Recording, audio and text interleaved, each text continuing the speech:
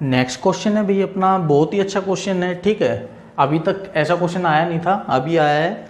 देखो क्या बोल रहा है क्वेश्चन कि water is running out of a conical funnel. ठीक है, वाटर कोनिकल फिनल, पानी, ठीक है, रनिंग आउट, गिर रहा है। ठीक है, देखो तो इसके लिए हम लोगों को क्या करना है, वही कोन बना लेना है। जिस चीज का ये जिक्र कर रहा है ना, उसका फिगर बना लेंगे हम। ये एक हमने कोन बना लिया। अब यहां पे मान लो कोई छोटा सा छेद और ये पूरा पानी का भरा हुआ है और वो छेद में से पानी टप टप करके बाहर निकल रहा है।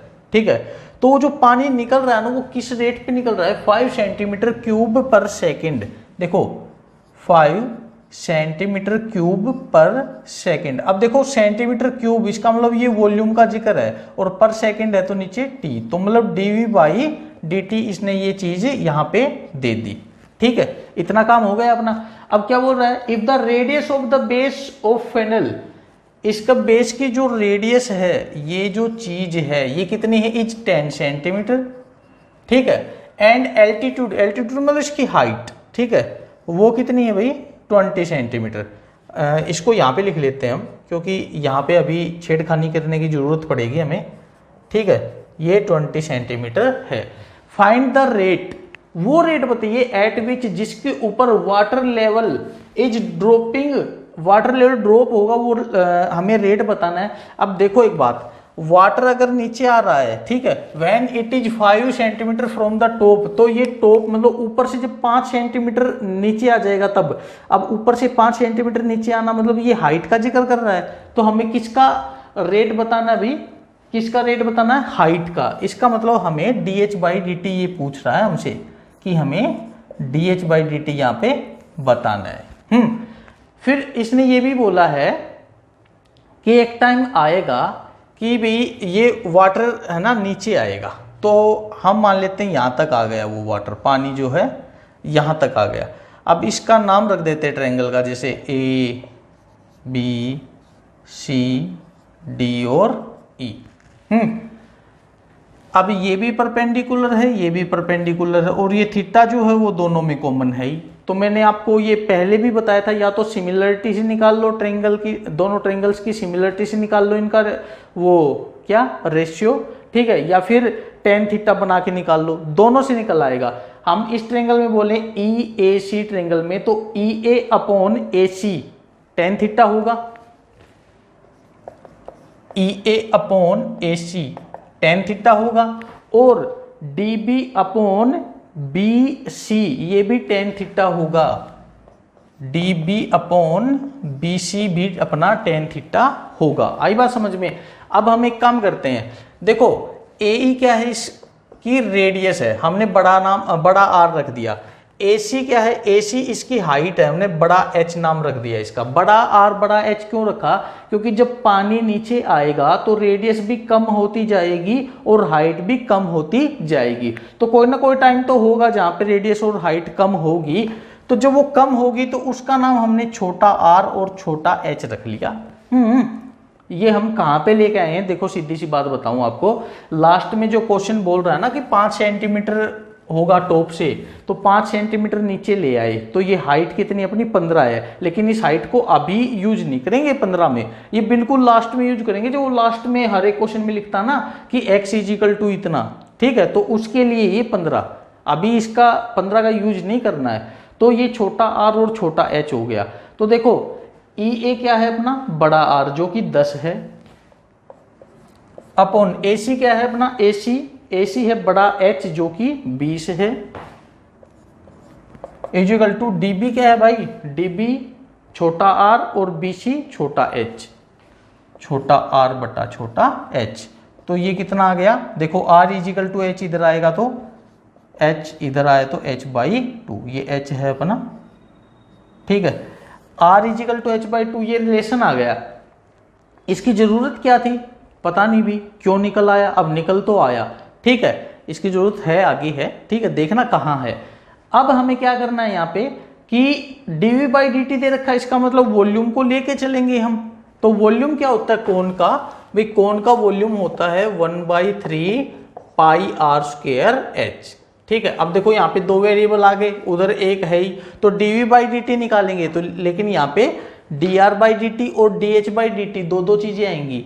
dh बाई डी टी तो हमें निकालना है और dr बाई डी टी हमें दे नहीं रखा, तो वो दिक्कत देगा ना। तो इसके लिए ये r जो है h की फॉर्म में आ गया कि इस r की जगह हम h/2 रख दें। ठीक है, ये काम था इसका भाई। तो वॉल्यूम क्या मिल गया हमें 1/3 पाई, r की जगह क्या रख दें h/2, तो r स्क्वायर की जगह h/2 का स्क्वायर जो कि h²/4 हो जाएगा, इंटू एक h और भी है, तो वॉल्यूम हो गया 1 कितना आ गया अभी ये 12 पाई h³ इतना हो गया। अब हम इसका डिफ्रेंशिएशन कर देते हैं, तो dv बाई डी टी हमें मिलेगा अब यहाँ अपना dv बाई डी टी जो कि हो जाएगा 1/12 पाई और h³ का 3h² और h का dh बाई डी टी भाई। ठीक है, अब इन सबको इधर ले आएंगे, ये काट लेते हैं पहले 4, तो dv बाई डी टी कितना है अपना, dv by D T starting में इसने 5 बताया था। ठीक है, 5 4 इधर आएगा ऊपर आ जाएगा, पाई इधर आएगा नीचे आएगा। ठीक है, h² इधर आएगा नीचे आ जाएगा, उधर कौन बचा dh बाई डी टी भाई। ठीक है, अब देखो dh बाई डी टी हमें निकालना है कब, जब h अपना कितना हो। अब देखो उसने पहले ही बोला था ना कि h 5 मत लेना, मैं फिर से बता रहा हूं इस बात को, ये 5 आपको बस पजल करने के लिए। ठीक है, 5 सेंटीमीटर फ्रॉम द टॉप, वो 5 सेंटीमीटर नीचे है, तो हाइट उसकी, ये टोटल 20 सेंटीमीटर हाइट थी, 5 सेंटीमीटर नीचे आ गया तो हाइट उसकी 15 सेंटीमीटर बचेगी, वो यूज करना आप लोगों को। तो h = 15 भाई, तो यहाँ पे यूज करें 5 × 4 पाई इंटू h² h² मतलब 15 × 15। ठीक है, तो ये आ गया, तो हमारे पास आया ऊपर 4 नीचे 15 × 3 45 पाई, हाइट है तो सेंटीमीटर पर, नीचे टाइम है सेकंड, 4/45 पाई। ठीक है, 4/45 पाई सेंटीमीटर पर सेकंड, ये अपना आंसर हो जाएगा भाई, dh बाई डी टी अपना ये आ जाएगा इस क्वेश्चन का। क्लियर?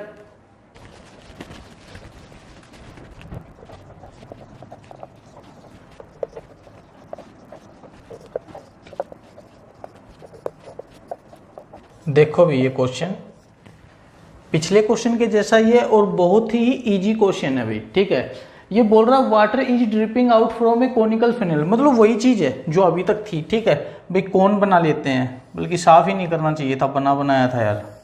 ठीक है, एक कौन बना लिया हमने और ये बोलता है कि इसमें से ना पानी बह रहा है, निकल रहा है टिप टिप है, at the rate of 4 centimetre cube पर सेकेंड। भाई क्या रेट है, 4 सेंटीमीटर क्यूब पर सेकेंड। भाई सेंटीमीटर क्यूब मतलब वॉल्यूम और सेकेंड मतलब टाइम, तो हम लोगों को dv बाई डी टी बता दिया इसने। ठीक है, when the slant height of water is 3 centimetre, जब स्लैंट हाइट मतलब अब की बार इसका जिक्र कर रहा है भाई। ठीक है, ये 3 सेंटीमीटर थी, find the rate of decreasing, तो उस टाइम पे रेट बताना हमें डिक्रीजिंग का ऑफ स्लैंट हाइट, इसी का बताना है। ठीक है, ऑफ वाटर पानी का, given that vertical angle of funnel is 120 degree. देखो भाई कितना अच्छा क्वेश्चन है, यहाँ पे रेडियस का या फिर हाइट का कोई जिक्र ही नहीं है, होना भी नहीं चाहिए, स्लैंट हाइट का जो आ गया। तो देखो हम एक काम कर सकते हैं, यहाँ पे ये अपनी हाइट और ये अपनी रेडियस भाई। ठीक है, ये r, ये हाइट और ये स्लैंट हाइट l होती है।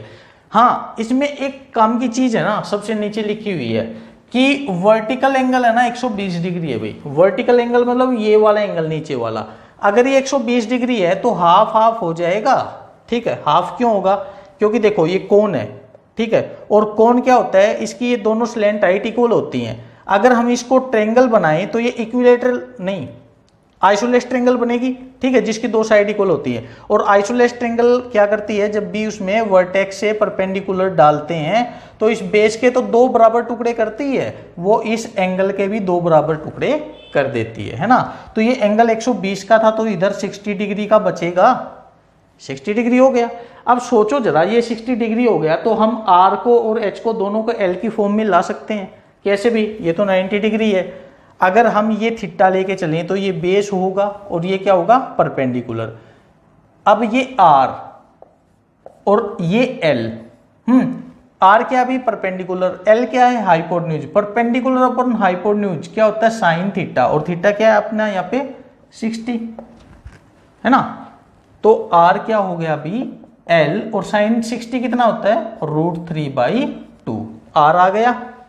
इसी तरह हम एच निकालते हैं, तो एच क्या है अपना बेस और एल है हाइपोटेन्यूज। बेस अपॉन हाइपोटेन्यूज ये होता है अपना कोस थीटा, और थीटा यहाँ पे है अपना 60 डिग्री भी, ठीक है। इसका ये काम था, स्टार्टिंग में काम आ गया ये। तो H = L और कोस 60 होता है 1/2, तो L/2। H और R दोनों L की फॉर्म में आ गए। अब देखो कितना आसान हो गया ये क्वेश्चन, ठीक है। पहले तो ये देखो इसने पूछा क्या था, कहीं किसी को यही समझ में नहीं आया हो कि पूछा क्या इसने पूछा find the rate of decreasing, ठीक है, of slant height. Slant height हम क्या लेके चल रहे हैं L, तो इसका मतलब इसने dL/dt जो है वो पूछा है। आई ना बात समझ में। चलो इसको सोल्व करते हैं अब हम। तो देखो dV/dt दिया तो हम वॉल्यूम का तो यूज करेंगे भी। वॉल्यूम क्या होता है कौन का 1/3 πr² h/। तो वॉल्यूम = 1/3 पाई r का स्क्वायर, भाई r क्या अपने पास √3/2l है ना, √3/2l r का स्क्वायर। तो r का स्क्वायर तो ये हो गया इनटू h, h क्या था भाई अपना L/2 भाई, L/2, ठीक है। तो अपने पास ये जो वॉल्यूम है ये हमें मिल गया 1/3 पाई, √3 का स्क्वायर करेंगे तो 3, नीचे 2 का स्क्वायर करेंगे तो 4, और ये L² इंटू L³ बना दे सीधा, और नीचे क्या है 2, ठीक है। यहाँ पे जो खत्म हो रहा खत्म कर देंगे, 3 खत्म हो गया। वॉल्यूम हमें मिल गया π/2, पाई बाई अकेला 2 नहीं है 4 भी है तो 8, ठीक है, और L³ ये मिल गया अभी। इतना सिंपल हो गया अभी ये क्वेश्चन। अब हम इसको आगे सोल्व कर रहे हैं, कैलकुलेशन कर रहे हैं इसकी। तो V है अपना π/8L³। अब हम डिफरेंशिएशन कर रहे हैं विद रिस्पेक्ट टू टाइम, तो π/8 और L³ का 3L² और L का dL/dt भी, ठीक है।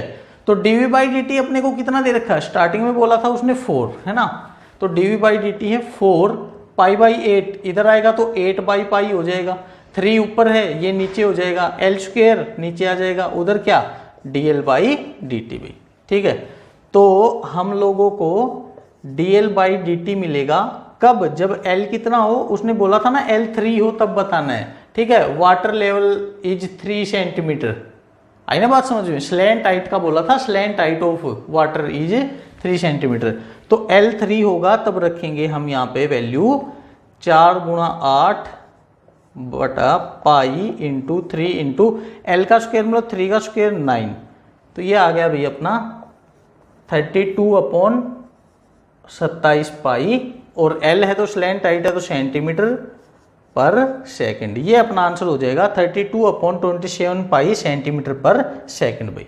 क्वेश्चन बोल रहा है the area of an expanding rectangle, एक रेक्टेंगल जो कि एक्सपेंड होता रहता है, बढ़ रहा है, ठीक है, इज इंक्रीजिंग, उसका एरिया जो है इंक्रीज बढ़ रहा है। सीधी सी बात है, रेक्टेंगल अगर फैलेगा तो भाई एरिया भी बढ़ेगा है ना, at the rate of 48 centimetre square पर सेकेंड।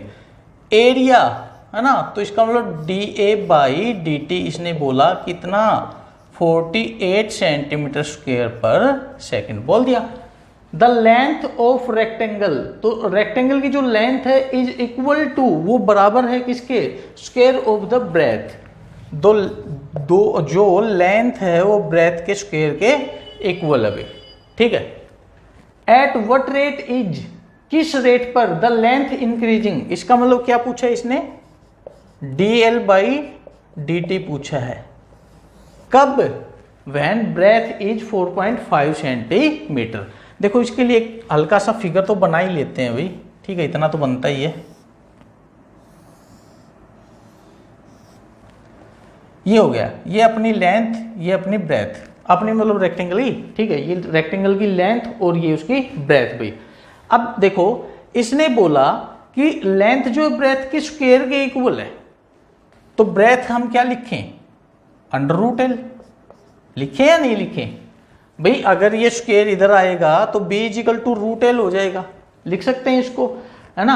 अब कुछ सोच रहे होंगे सर l की जगह b स्क्वायर क्यों नहीं लिखा। भाई l की जगह b स्क्वायर रखेंगे तो सोचो पूरी टर्म अपनी b में आ जाएगी, तो हमें तो db बाई dt मिलेगा, जबकि निकालना क्या है dl बाई dt, है ना। तो इसलिए हमने b को l में चेंज कर लिया। अब सोचो कि एरिया क्या होता है रेक्टेंगल का, एरिया होता है लंबाई गुणा चौड़ाई, लेंथ इंटू ब्रेथ हो गया।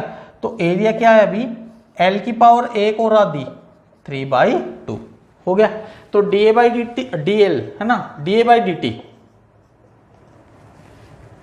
3/2 आगे l की पावर 1/2 रह जाएगी, एक घटेगा ना, और फिर dl बाई डी टी आ जाएगा। तो हम क्या बोलेंगे यहाँ पे dl बाई डी टी हमें निकालना है। da बाई डी टी कितना अपना 48, और 3/2 को इधर लेके आएंगे तो 2/3, l स्क्वायर को इधर लेके आएंगे तो रूट l, और उधर क्या है भाई dl बाई डी टी भाई, ठीक है।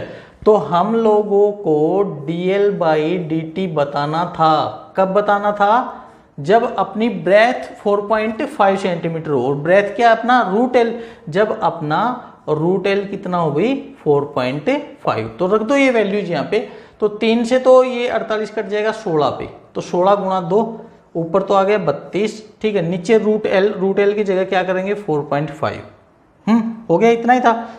ये को कुछ और तो नहीं है इसमें, पाई वाई तो होना नहीं है क्योंकि रेक्टेंगल है, कोई वैल्यू बचना गई हो कटने से, ये 16 गुणा 2 हो गया। हाँ, तो इसको अगर हम पॉइंट हटाएंगे तो 32, ठीक है। ये पॉइंट ऊपर चल जाके 0 बन जाएगा 45, 5 से काटेंगे 9, ठीक है, 5 64/9 आ गया भाई, 64/9। अब लेंथ है तो भाई सेंटीमीटर पर सेकंड आ जाएगा, 69/4 सेंटीमीटर पर सेकंड। इस हिसाब से ये जो है अपना लेंथ जो है वो इंक्रीज होगी, क्लियर।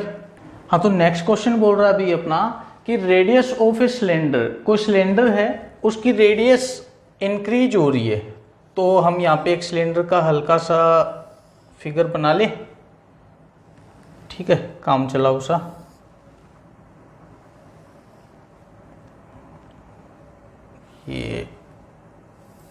ये बना लिया, ठीक है। इसकी ये रेडियस ले ली हमने r, और ये हाइट ले ली हमने h भाई। और ये बोल रहा है कि जो रेडियस है वो इंक्रीज हो रही है, तो इसका मतलब dr बाई डी टी हमें दे रखा है कितना 2 सेंटीमीटर पर सेकंड के हिसाब से, तो ये 2 सेंटीमीटर पर सेकंड।